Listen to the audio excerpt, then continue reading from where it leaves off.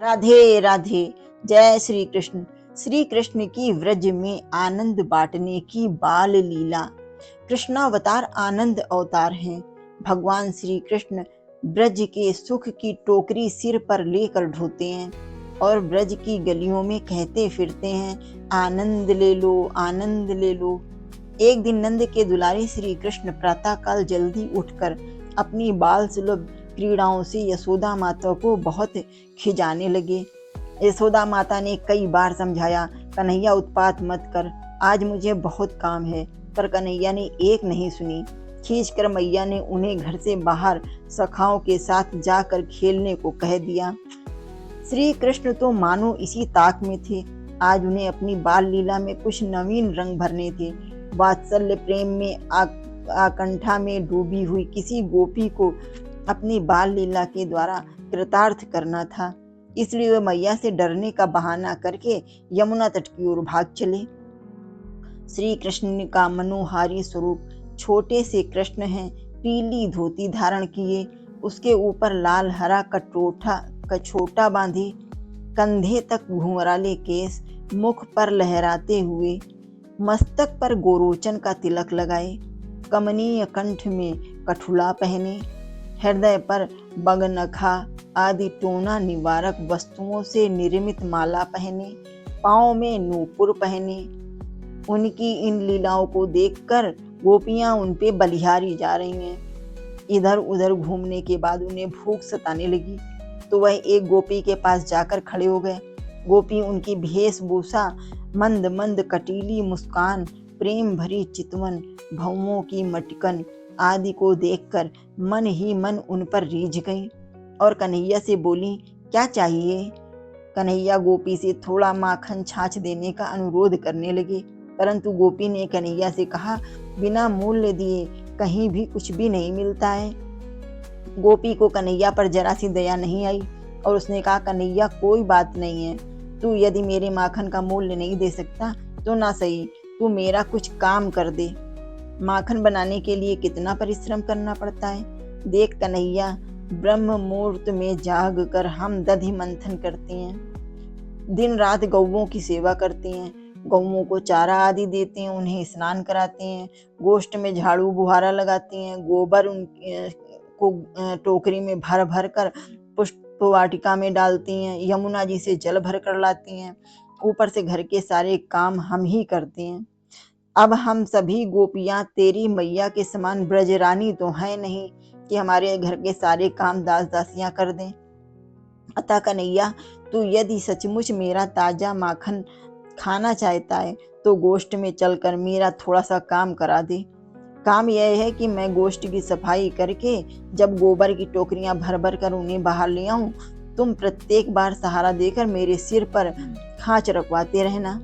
इसके बदले मैं तुम्हें उतने ही माखन के लोंदे देती रहूंगी जितनी बार तुम टोकरी उठवाओगे। कन्हैया ने गोपी की बात मान ली, पर कितनी टोकरी उठाई है इस संख्या का पता कैसे चले, क्योंकि दोनों को ही गिनती नहीं आती। गोपी बहुत चालाक है।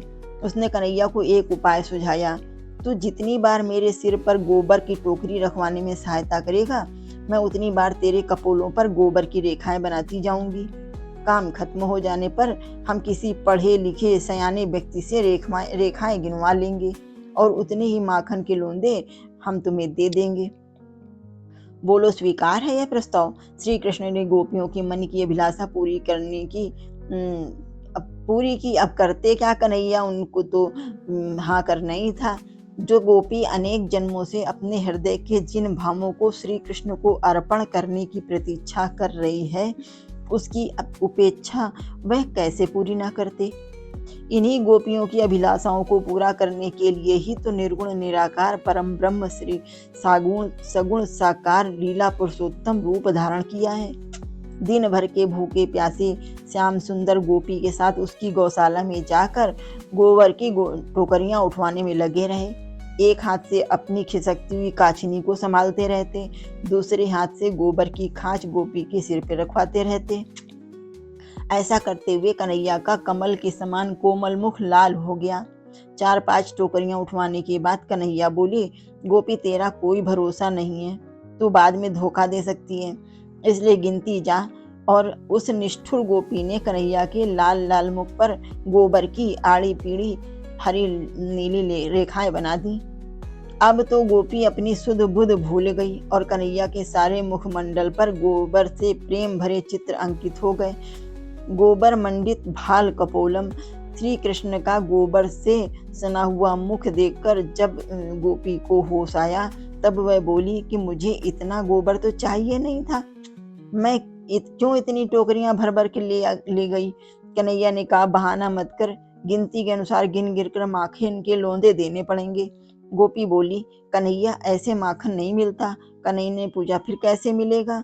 गोपी ने कहा, पहले नाचो तब मिलेगा, छछिया भर छाछ पर नाच दिखावे। अब कन्हैया एक हाथ अपनी कमर पर रखे और दूसरा हाथ अपने सिर पर रखकर ता तई थे तई ता ता थई नाच रहे हैं। ब्राह्मणों द्वारा दिए गए यज्ञ आवाहन आदि कर्म कांड भी जिन्हें अपनी ओर आकर्षित नहीं कर पाते, वही प्रेम रस सिंधु भगवान श्री कृष्ण ब्रज में तनिक से माखन के लिए नृत्य कर रहे हैं, तो कभी याचक बनने में भी संकोच नहीं करते हैं।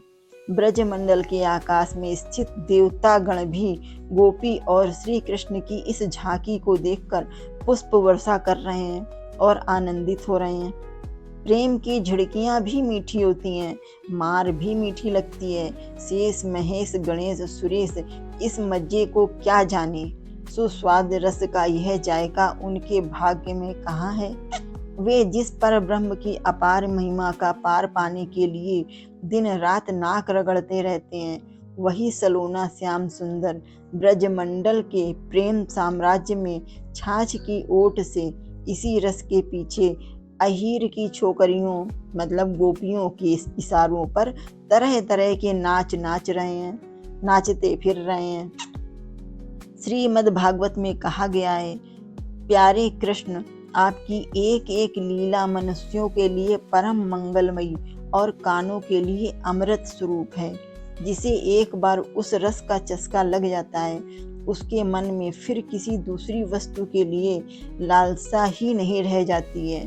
गोपियां कृष्ण की इन बाल लीलाओं को देख देख कर मगन हुई जा रही हैं, झूमी जा रही हैं, नाची जा रही हैं और कृष्ण रस में डूबी हुई हैं। जय कन्हैया की।